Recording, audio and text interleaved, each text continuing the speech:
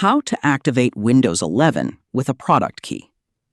To activate Windows 11, first open the Start menu, type Settings, and open the Settings app. On the left side, click System, then scroll down and select Activation. The first thing you'll see is your activation status. For example, if Windows is already activated, it will show that here. To activate your copy of Windows, click one of the drop-down options and look for the option to enter a product key. Then click the Change button. Now, enter the product key that came with your Windows 11 purchase.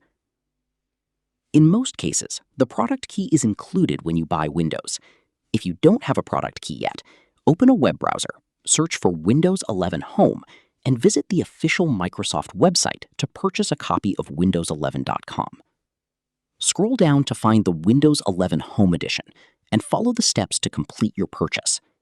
After buying it, Microsoft will send your product key by email. You can then use that product key to activate and verify your Windows 11 installation.